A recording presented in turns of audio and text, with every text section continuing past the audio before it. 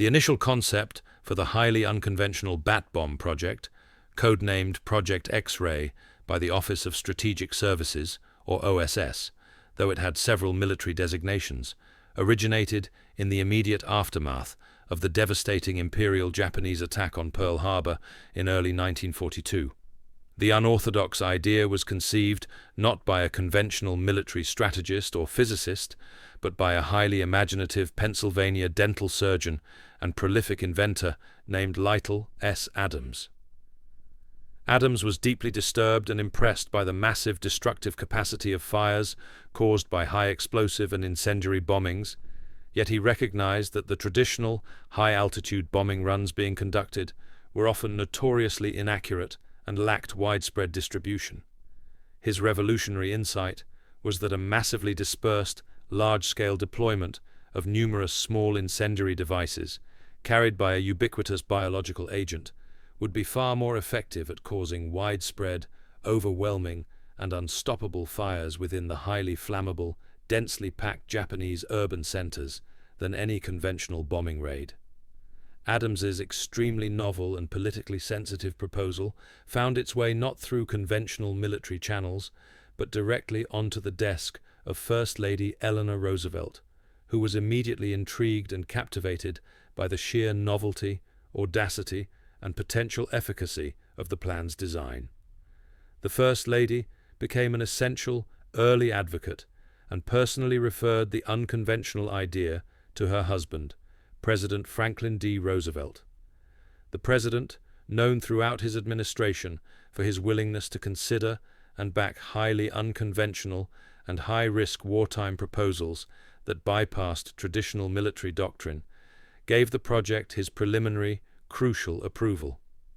He immediately classified the endeavor as a highly sensitive, top-secret operation and assigned it for initial scientific review to the National Defense Research Committee, NDRC, the very same organization that oversaw the initial foundational stages of the atomic bomb, Manhattan Project. This high-level assignment lent immediate, high-level institutional credibility to the otherwise outlandish and strange scheme. The critical biological vector chosen by Adams and the early project engineers was the common, yet incredibly numerous, Mexican free-tailed bat, Tadarida brasiliensis. Adams astutely recognized several ideal operational characteristics in the bat. They were abundantly available in the massive cave systems of the American Southwest. They possessed significant natural lift capability, making them able to carry a small, precise payload. And, most crucially for the deployment, they naturally enter a state of deep hibernation during cooler months. This reliable hibernation state was the core operational advantage for the scheme. The bats could be safely chilled, packed tightly in specialized containers in massive numbers without requiring sustenance or water, and then successfully revived upon deployment over the target area by exposure to warmer air, entirely eliminating the need for complex, heavy, and failure-prone life support systems inside the bomb casing. The principal technical challenge facing the project was the necessity of creating a device that was simultaneously small and light enough to be carried by the small bat, yet potent enough to start a major, self-sustaining structural fire. The daunting task of payload design fell to the renowned Harvard University chemist and prolific inventor Dr. Louis Fieser, the very scientist who had recently invented and perfected the extremely effective incendiary gel known as napalm. Fieser and his dedicated team designed a tiny, hollow celluloid capsule, meticulously crafted to contain a calculated small amount of potent, refined napalm jelly, a stable, thickened mixture of petroleum and a thickening agent, coupled with an advanced, precise, delayed-action chemical time fuse. This entire incendiary payload assembly weighed less than 17 grams, 0.6 ounces, a weight barely within the maximum operational lift capacity of the bat, representing a remarkable feat of miniature ordnance engineering. The complex operational deployment system was arguably as sophisticated and technically demanding as the miniature incendiary payload itself. The finalized plan envisioned a vast number of specialized canister-shaped master bomb casings being deployed from the high-flying B-29 fleet. Each individual master canister was meticulously designed to hold over 1,000 chilled bats, which were tightly packed and precisely stacked within 26 individual circular trays inside the main casing. Upon reaching a predetermined deployment altitude, calculated to be around 1,000 feet above the target city, the outer casing would deploy a stabilization parachute and then begin a controlled process of slowly separating its internal trays. This calculated separation sequence would simultaneously expose the hibernating bats to the significantly warmer ambient air, rapidly and simultaneously waking them from their torpor state. The entire strategic doctrine of operation relied utterly on the instinctive, ingrained behavior of the millions of deployed bats. Once abruptly awakened from hibernation by the change in temperature, the bats would naturally disengage from the deployment trays and immediately seek out dark, secure, tight crevices and sheltered spaces for daytime roosting. Since the target Japanese cities were largely constructed using highly flammable traditional materials, specifically lightweight wood, dry bamboo, and combustible paper screens, the bats were guaranteed to invariably settle in the hidden, inaccessible spaces between walls, tucked beneath eaves, deep within attics, and beneath the floors of industrial buildings and residential homes. The chemical time fuse, precisely designed for an activation period of approximately 30 minutes, would then ignite the potent napalm after the bats had dispersed into thousands of different, widely spread, and nearly impossible to reach locations. The essential initial operational testing of the unconventional concept began in the harsh climate of New Mexico in early 1943. The project was initially managed by the Army Air Force, AAF, with vital, ongoing involvement from the U.S. Navy technical personnel and the secretive OSS intelligence agency. The operational name was changed decisively to Project X-Ray, as the previous code name, Overcast, was co-opted for the far more politically sensitive German scientist recruitment program, Paperclip.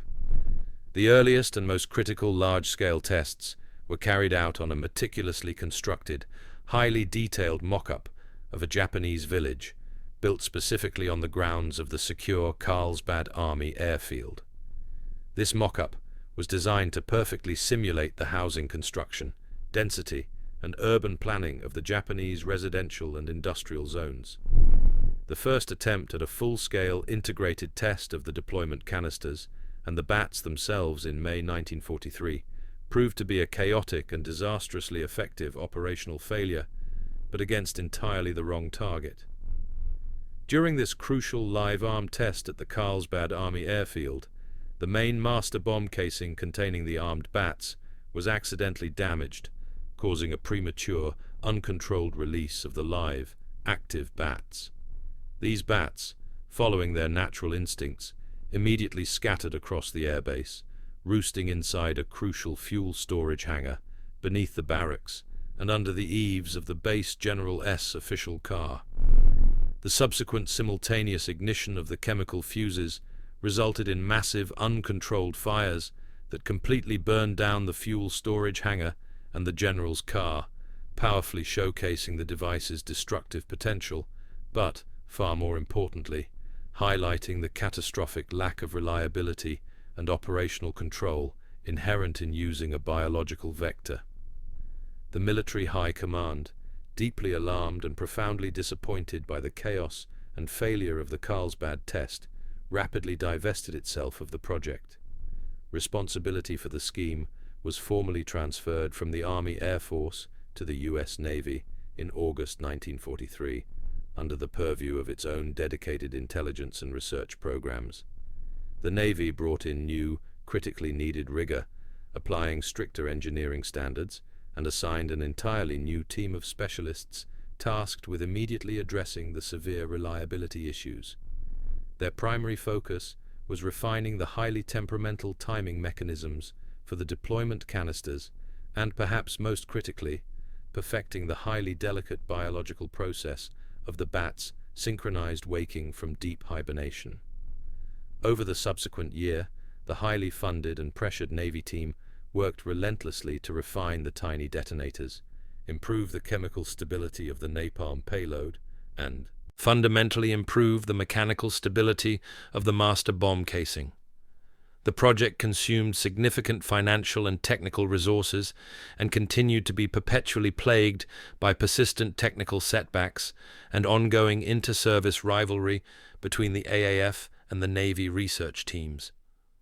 Key technical challenges included ensuring a completely synchronized mass waking from hibernation, preventing the delicate bats from instantly freezing during the long, high-altitude drops, and perfecting the complex multi-stage parachute deployment system necessary to ensure slow, wide dispersal over the precise target area.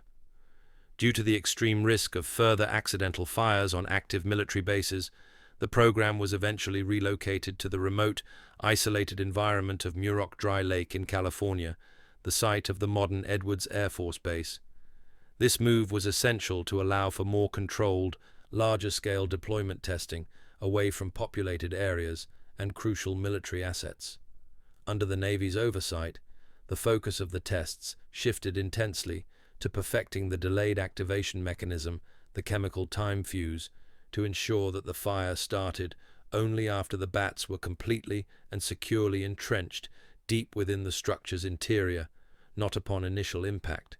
However, the inherent, fundamental unpredictability of animal behavior remained the critical, unfixable variable that scientists could not engineer around. The primary target cities in Japan were chosen using specific, calculated criteria directly linked to the weapon's unique function.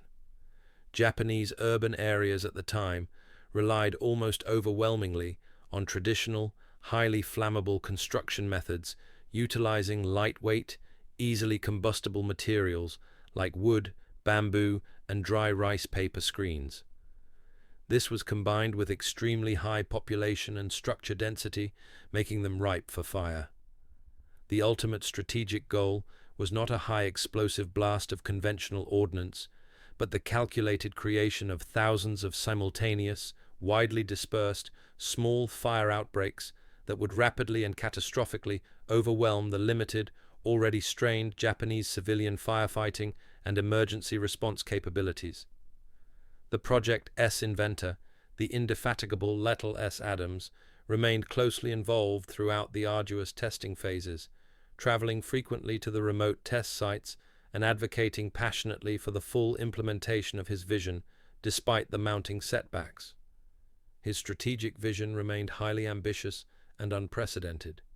He proposed dropping up to 3.5 million bats in a single coordinated operation across the Japanese mainland, theorizing that this massive deployment would start over 1 million simultaneous, independent fires, an attrition rate he believed would rapidly overwhelm the nation and create a devastating, unstoppable firestorm effect, far surpassing even the most successful conventional bombing raids.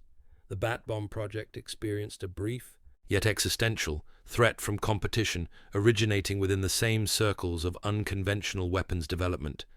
The strange Project Pigeon, guided missile system proposed by the famed behavioral psychologist B.F. Skinner, which aimed to use trained pigeons to optically guide glide bombs to their targets. However, both of these logistically complex, behavior-dependent schemes were soon decisively and completely eclipsed by the overwhelming, undeniable success and escalating resource demands of the Manhattan Project, which offered the promise of a single, decisive, and controllable solution that could end the war immediately, unlike the complex logistical quagmire of a biological delivery system. As the project continued to drag on into 1944, a highly detailed comparative analysis with other conventional and unconventional incendiary weapons was conducted by military planners.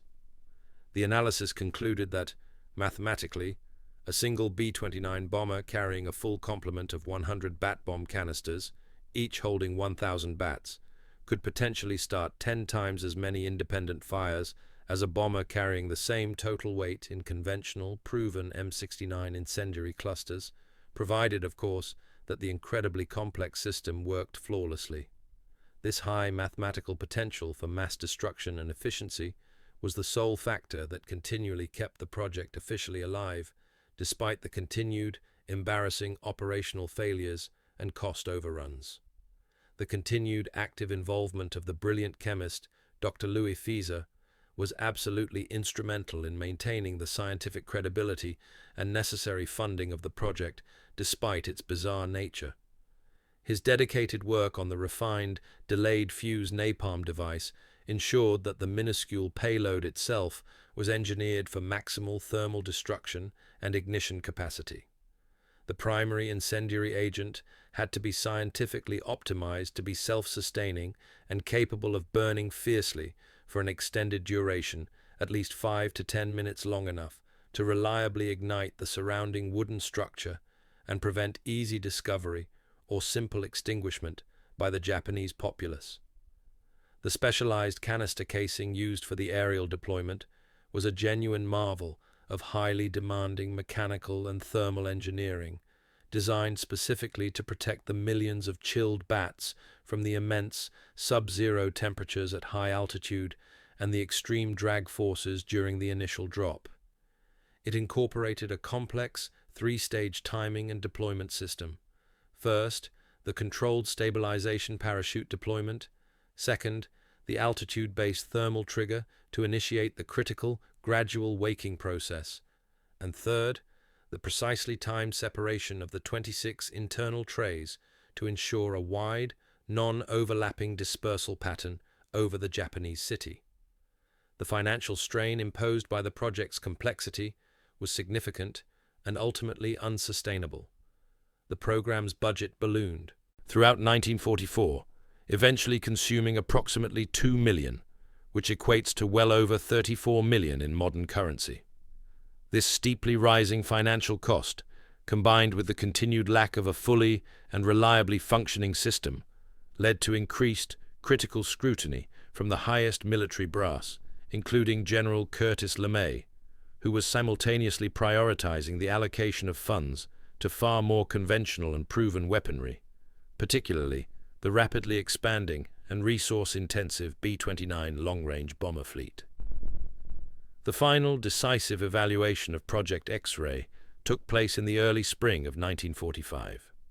Despite 4 years of dedicated high-level effort from top scientists and engineers, the research teams were forced to concede they could not solve the core, fundamental problem: the inherent biological variability and unpredictability of bat behavior. There was simply no way to guarantee that the bats would reliably fly into the interior of the structures and not simply roost harmlessly on the outside, or fail to wake up entirely, or even fly in the wrong, unpopulated direction. The entire system was officially deemed operationally uncontrollable and its utility too low for the required investment. A key pragmatic personality in the later stages of the project was Captain A.W. Sladen of the U.S. Navy. Sladen oversaw the final rigorous operational tests conducted at Muroc Dry Lake. His detailed and highly influential reports meticulously documented the persistent, systemic failure of the complex release mechanisms and the catastrophic unreliability of the biological payload itself. His ultimate, decisive recommendation was that the project should be immediately terminated in favor of existing, more predictable and controllable methods of incendiary attack that did not rely on animal instinct. The official cancellation order for Project X-ray was issued in March 1945, coming directly from the Joint Chiefs of Staff, JCS. The official reasons cited were the project's extreme cost, its profound lack of operational reliability, and the unacceptable length of the deployment timeline that would still be necessary to theoretically perfect the biological weapon. By this crucial point in the war, the increasing success of the massive B-29 long-range bomber campaign and the devastating firebombing of Tokyo had already proven that conventional methods were successfully achieving, and often exceeding, the desired goal of mass fire damage. The most significant and ultimate political driver for the cancellation, however, was the escalating, non-negotiable secrecy and resource requirements of the rapidly progressing Manhattan Project. As the atomic bomb neared its final stages of completion and promised a singular, decisive end to the war, the JCS made a strategic decision. They determined that all parallel, unconventional, and logistically complex weapons programs, like the resource-sucking bat bomb, should be abruptly shuttered to focus all available financial resources, scientific attention, and political capital exclusively on the single, decisive weapon that promised an immediate and unconditional end to the conflict. Following the formal cancellation order, all remaining test bats totaling thousands of animals were humanely euthanized by the military to prevent any unintended or accidental release of the large, military-trained colony into the wild population.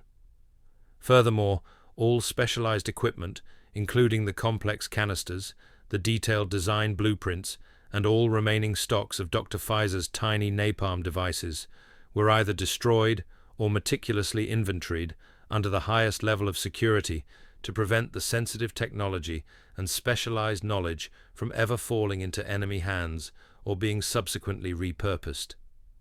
In a final, curious, and somewhat ironic historical footnote, the ambitious inventor, Little S. Adams, whose original idea sparked the bizarre project, returned to his civilian life.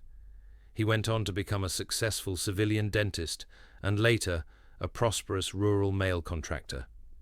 He maintained his steadfast conviction until his death that the bat bomb would have been a non-nuclear, highly effective, and strategically moral way to conclude the war, and he considered the program's cancellation a profound and missed opportunity, a failure of military imagination in the face of unconventional yet effective science. The final legacy of the bat bomb project is its status as one of the most remarkable, bizarre, and resource-intensive footnotes in the history of World War II weapons development. It stands as a compelling, cautionary historical example of how the intense pressure and unconventional thinking of total war could lead some of the world's most brilliant scientific minds to invest millions of dollars and several years of dedicated research effort into securing military advantage through a plan rooted in the unpredictable, uncontrollable instincts of millions of hibernating, flying animals.